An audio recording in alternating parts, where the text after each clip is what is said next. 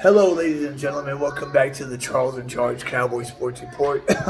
I've been MIA all week, busy with work. Sorry for that. I'm going to try to be more consistent, even if I got to cut videos at work like Mark Holmes does. It is December 9th, about 8:20 Central Time p.m., night before the big game. If you're watching my show, Still Young and Growing, please subscribe, like, and share. Press that red subscribe button. It's an investment, a free investment. It costs you nothing. 500 is my first goal. I'm getting close to it. When I hit 500, then it's 1,000. When I hit 1,000, the show will skyrocket off. And this show will grow into one of the shows that you look forward to watching too, like Law Nation, Mark Holmes, Mike Fisher, and company. But that'll take time to get to that level, of course. But the more subscribers I get, once I eclipse 500, then 1,000, then I'll be able to get studio equipment, sound bites, an actual studio to record really, really good shows and have equipment. Been watching this team since 30 years. Super Bowl 28 was my first game. Been watching every game, every play since then. Played the game my entire youth, student of the game. Now, so my little pregame show for tomorrow, Cowboys Nation, all right? We got the Eagles coming into our house.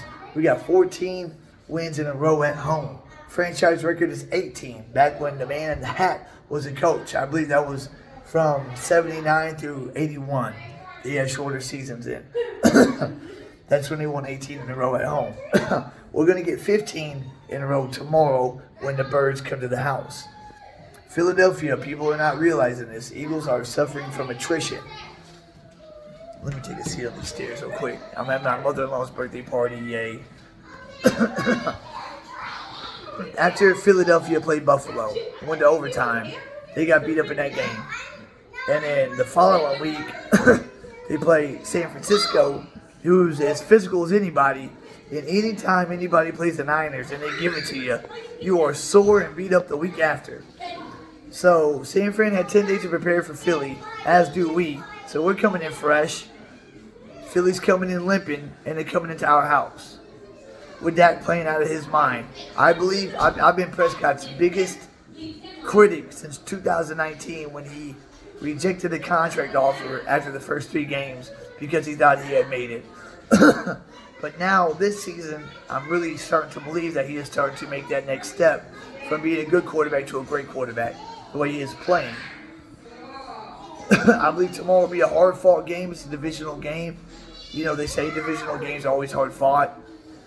When it's the Giants in Washington, it's not really. But when it's Philly, it's always tough. I remember in 2007, we were 13-1, and we could clinch, the number 1 seed, and Eagles come into our house and beat us. We're 13-1, and they still drop us. They had a losing record that year. They get Dallas Goedert back. Philly does. Rico Dowdle and Peyton Hendershot are questionable for us. Between the two, I'd rather have Rico play. Rico's a hell of a good number 2 behind Pollard. Hendershot's better than Scooten right now, I believe, but not that much better to make, a huge difference. Dak is going to cook. That secondary is going to get fried all day tomorrow. And Terrence Steele, unlike early November, his knees getting better. He's playing better football, and he will not be a turnstile tomorrow like he was early November. Early November, Hassan Reddick, Brandon Graham, and Josh Sweat all 8 on his side. Josh Sweat's sack being the one that was a backbreaker. Tyron Smith is looking like vintage Tyron Smith right now. And then you got Tyler, Zach Martin, and M.I.A.This. CeeDee Lamb, Brandon Cooks, Jake Ferguson emerging. I'm looking at Dak Prescott. If our offensive line keeps him clean, throwing for 350 to 400 yards, 3 to 4 touchdowns, maybe runs for 1. And then we get the running game going throughout the game. Defense will play tough. They might allow 28 again. I'm going to go with they allow 24 points. My score prediction is 31-24. And I'm hoping with that score prediction of 31-24, it's 31-17 late in the 4th. And then Philly gets a touchdown within the last 3 minutes of the game. And then we get the ball and we just, kill the clock. But the Eagles, unlike last season, they were rolling through everybody. They were a powerhouse. This season, they have gotten, you can say, lucky on several occasions. Kansas City game, Buffalo game, 2 games they should have lost. Did not deserve to win, but they did win. They found a way to win. Last Thursday, we played Seattle. We found a way to win, but we got scrutinized by it because, it was a tight game. And we allowed 35, but we found a way to win. So that's how they kind of, moved the goalposts. Seattle was 6-5. Buffalo was 6-5 when they went into Philly. And they took Philly into overtime. They should have won the damn game if Josh Allen could have hit a wide open Gabe Davis in the overtime end zone in overtime. But Philly found a way to win that game. We found a way to beat Seattle, who has as much talent as Buffalo, not as good as a quarterback, but at wide receiver position, defense, they have a ton of weapons. Tomorrow will be our statement game. Tomorrow will be the statement game of the season to let everybody know that we are for real and that we can beat a winning football team. Now, I would love to beat Philly by 2 scores. I know there's a lot of noise in the background. I apologize for that. I would love to have a 2-score win tomorrow. That being like 38-24. 31-24 is what I'm sticking by. But 38-24 would be us getting a defensive touchdown. I believe our offense gets in the end zone 4 times. Brandon Aubrey kicks one in. I believe Philly gets in the end zone 3 times. Their kicker kicks one in. It's Jake Elliott now, right? But if we get 38, I believe our defense takes one to the house. Or Turpin returns one. But if Deron Bland bounces back from a horrible game, plays good ball, and takes one back to the house for number 6, which would be unprecedented, that would be humongous. But the only guarantee that I guaranteed since I've been on this channel was the San Fran game. And that was just like spur of the moment right before the game started. Dumb guarantee, the worst thing I ever said. But if you look through my videos since I started this channel, every time I've said something or guaranteed it, it just happened. Just for instance, last season with Cooper Rush going to the Rams, Super Bowl champs, I said we would win by at least 2 scores. People said I was crazy. We won by 25-10. So tomorrow, I'm guaranteeing that we beat Philly at our house. We did it last year. They didn't have Jalen Hurts. They had Minshew. We're going to do it this year with Jalen Hurts in the backfield. And Nick Bosa, in the post-game locker room, after they whooped up on Philly like they whooped up on us, put out the blueprint, he said, to beat Philly. And he said they hope Cowboys watch the film. And he kind of broke down how you contain Jalen Hurts and, kind of eliminate him. A lot of it, a lot of what he does good. Now, San Fran blew us out week 5. Since then, we've been a different team. Philadelphia, they got blown out early December. If you're going to get blown out in a game, you want it to be early October, not in December. Philly is declining. We are ascending. I don't care if we beat Giants, Washington, Carolina, and then Seattle. We're playing bad teams. We're beating them down like we're supposed to. Philly's playing bad teams. They're barely getting by. You're supposed to handle your business against bad teams. In the 4th quarter, your starter's supposed to be on the bench, like ours have been. Dak Prescott is playing out of his mind right now. Against that Seattle game, that blitzer comes through, wraps up Dak Prescott. It looks like the play's over. Dak just throws the man off, scrambles out of the pocket, and hits Jalen Tolbert 20 yards down the sideline. Plays like that are championship plays. After tomorrow night, we'll both be 10-3. We'll have a gridlock: Detroit, San Fran, Philly, and us at 10-3 with 4 games left to go. Week 15, 16, Week 15, Philly goes to Seattle. I'm assuming the Niners will beat Seattle tomorrow. That happens, Seattle goes to 6-7, fighting for their playoff lives. We drop Philly at home tomorrow like we're supposed to. Then Philly goes to Seattle. And they will be clawing, they will be throwing a kitchen sink at the Eagles. And they've got a wide receiving core and a quarterback that can carve up that secondary just like we can. With DK Metcalf, Tyler Lockett, and JSN. And Kenneth Walker should be healthy for that game also. And then on defense, you got Jamal Adams, Quandre Diggs, Devin Witherspoon, who besides Jalen Carter should be considered defensive rookie of the year. Tariq Woolen on the other side. So they got booking young, good corners, 2 good safeties. Bobby Wagner, still all-world middle linebacker. Jaron Reed, in the middle of the defensive line. Seattle's not a bad team. They just had a bad slide. Just like San Fran losing 3 in a row.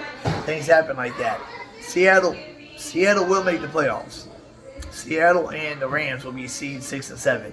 I don't know which order. Minnesota, I believe Minnesota will not. So, I've got a good feeling that we're going to see Philly go on a 3-game slide like San Fran did. Get whooped against San Fran. They're going to come to our house, get dropped. They got 2 straight road games after losing at home.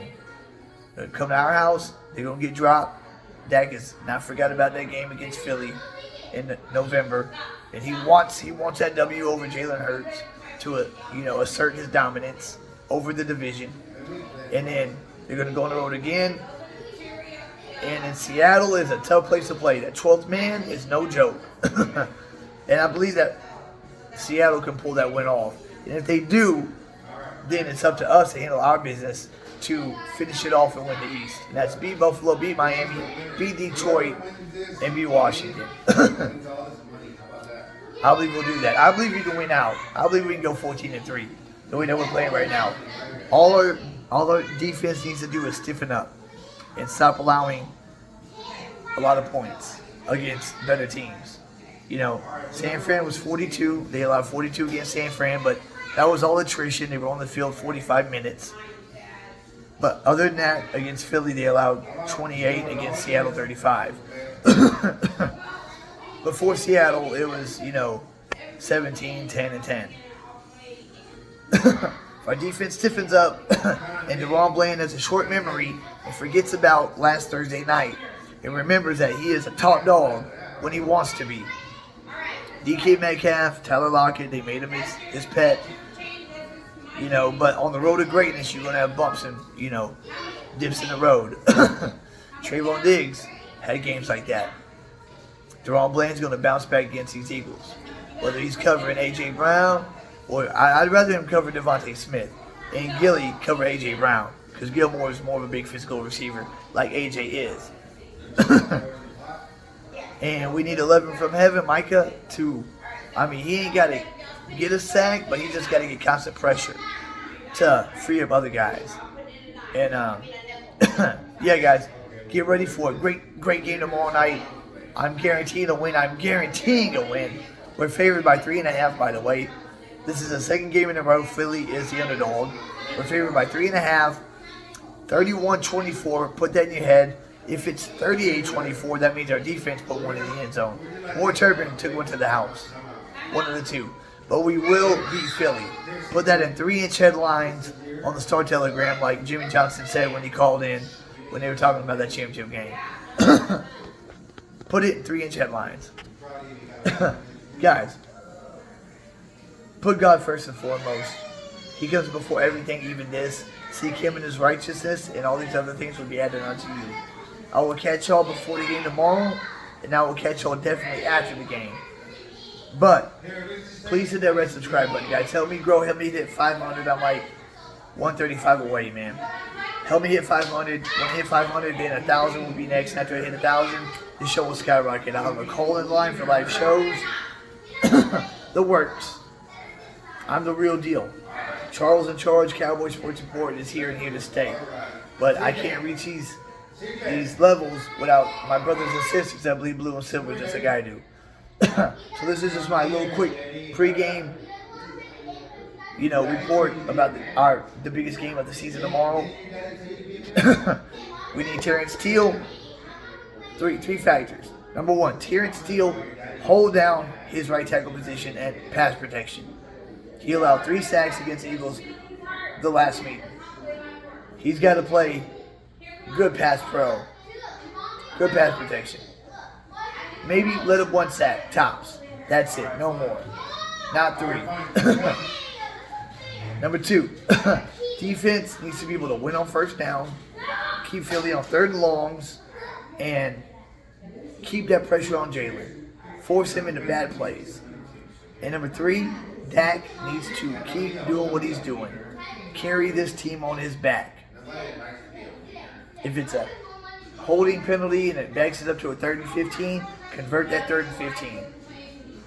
Him and CeeDee Lamb have a connection. Brandon Cooks is getting involved in Jake Ferguson, who is a crazy guy with an attitude, who was telling Jamal Adams how the cow eats the cabbage last Thursday, is ascending to a very good tight end. Dak Prescott needs to ball out tomorrow and not step out of bounds, not make the small mistakes he made in November. Because the Eagles are playing a Cowboys team that has gotten better since that game. We're playing the Eagles team that has descended somewhat since that game. So, let's protect this house and make it 15 in a row, guys. I'll catch y'all guys tomorrow. Please subscribe, like, and share, guys. Right now I'm doing a video on a set of stairs. Doing the best with what I got. But soon I will have this studio at my house. The studio set up, looking nice and sweet. And then whenever I'm doing live shows and people actually show up to them, I'll have a call-in line. And we will grow and we'll have fun doing it together, guys. DC for life. Charles in Charge is out.